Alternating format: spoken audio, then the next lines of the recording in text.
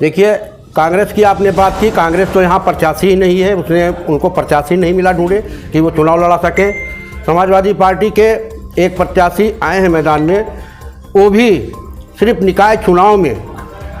विगत 3 चुनाव को यहाँ की जनता ने देखा है। सिर्फ निकाय चुनाव में 4-6 महीने के लिए वो अपना गंतव्य छोड़ करके, चूँकि तुलसीपुर के वो मूल निवासी हैं, इसलिए वो आ जाते हैं।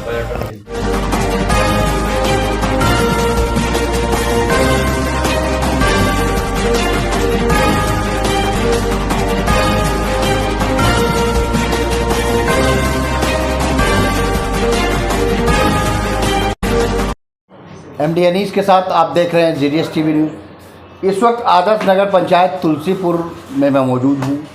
यहाँ पर अध्यक्ष पद के प्रत्याशी श्रीमती रंजना गुप्ता, पुत्र वधू विष्णुदेव गुप्ता जी यहाँ भारतीय जनता पार्टी से खड़ी हैं और यहाँ पर ये बहुत ही कर्मठ प्रत्याशी हैं। जन जन के पास जो है बराबर ये चला करती है, बराबर उनके सहयोग में हमारी भारतीय जनता पार्टी यहाँ से लगी रहती है। केंद्र में जो है भारतीय जनता पार्टी की सरकार है, यूपी में भी है, डबल इंजन की सरकार है। अब देखते हैं कि तुलसीपुर में जो है ट्रिपल इंजन बनने की पूरी संभावना है। मीडिया की टीम ने जब यहाँ पर सर्वे किया तो सर्वे करने के पता लगा कि यहाँ पर भारतीय जनता पार्टी की टीम जो है नंबर 1 पे चल रही है। यहाँ से रंजना गुप्ता जी भारतीय जनता पार्टी अध्यक्ष पद के लिए, नगर पालिका परिषद पद के लिए जो यहाँ प्रत्याशी है, इन्हीं की विजय होगी। और आइए लीजिए हम इनसे बात करते हैं कि यहाँ पर जनता का क्या रुझाव है। सर, आप अपना नाम बताइए पहले। धन्यवाद आपके चैनल को कि आप तुलसीपुर नगर निकाय चुनाव को कवरेज करने के लिए तुलसीपुर में आए। मेरा नाम विष्णुदेव गुप्ता है। मैं ज़िले में संगठन में काम करता हूँ, जिला महामंत्री के दायित्व से। और 1977 से मैं राजनीति में सक्रिय हुआ, जब श्रद्धेय नानाजी देशमुख इस बलरामपुर संसदीय चुनाव में प्रत्याशी बनाए गए, तभी से मैं कार्यकर्ता के रूप में काम कर रहा। जब केंद्र में सरकार मोरारजी भाई देसाई के नेतृत्व में बनी और श्रद्धेय नानाजी को मंत्रिमंडल में शामिल किया गया, उन्होंने मना कर दिया कि मैं मंडल में नहीं, जनसेवा ही करूंगा। और उन्हीं के मूल मंत्र को मैंने सिरोधार किया। संगठन में जो भी दायित्व 77 से लेकर के अब तक मुझे मिला, उस पर पूरे निष्ठा के साथ कार्य करते हुए आज जिले के महामंत्री के दायित्व पर काम कर रहा हूं। इस नगर निकाय चुनाव में चूँकि महिला आरक्षित था, मेरी बहू भी मंडल में पदाधिकारी थी पिछले भी कार्यकाल में। इस कार्यकाल में वो मंडल उपाध्यक्ष के पद पर है। और माननीय मोदी जी के विज़न को और माननीय योगी जी के विज़न को, जो हमारे संगठनात्मक ढांचे का एक मंत्र है, लाभार्थी संपर्क प्रमुख, और महिला लाभार्थी संपर्क प्रमुख के नाते वो लाभार्थियों के बीच में आम चुनाव में काम करती हैं।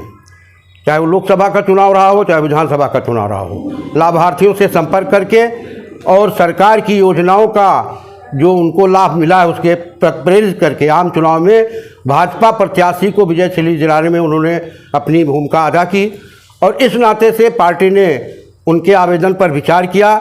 मेरा भी जो संगठन में दायित्व था, मेरी जो सेवा थी और मेरी बहू की जो सेवा संगठन में थी, उस नाते से पार्टी ने प्रत्याशी बनाया। मैं पार्टी का शीर्ष नेतृत्व का धन्यवाद ज्ञापित करता हूं।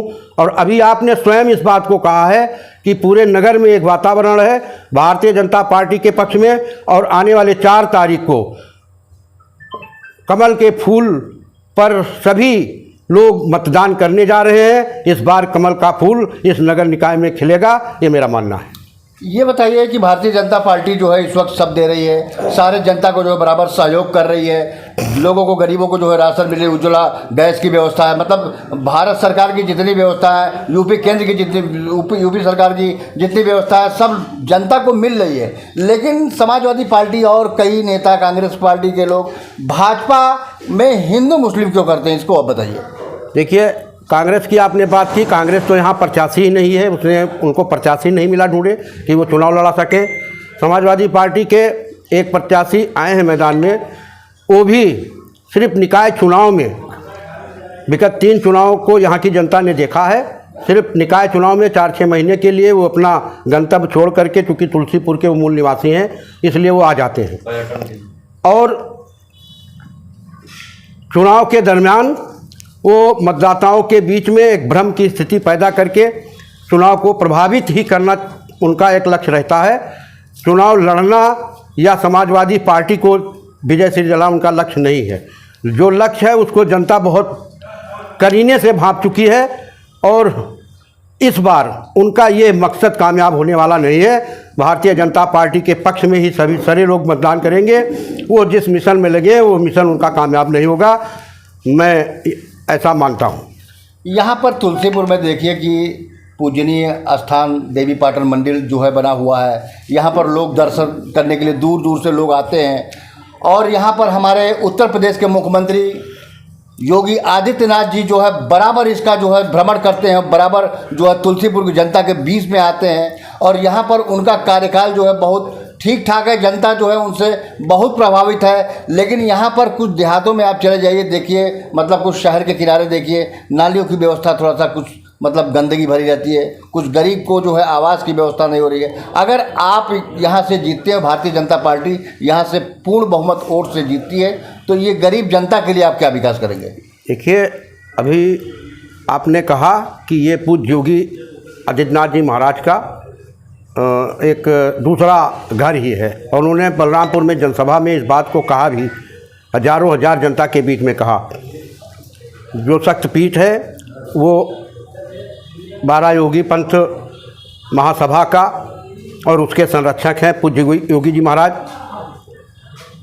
और विकास के सिलसिले में जो आपने कहा, देवी पाटन जो ग्राम सभा था उसको इस बार नगर निकाय में सम्मिलित किया गया है। वो भी अब आदर्श नगर पंचायत का अंग बन चुका है। शासन से धन अवमुक्त होता था नगर पंचायतों को, और उस धन को अभी तक जो 10 वर्ष तक की बोर्ड काम कर रही थी उसने बहुत ही भेदभावपूर्ण तरीके से उस धन को खर्च किया है।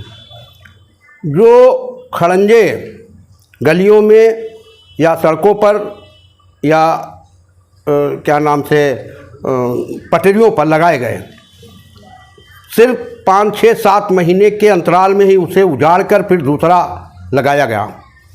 कहीं ना कहीं उस धन का जो विकास के लिए धन शासन से उन्मुक्त होता था उसका दुरुपयोग ही किया गया है।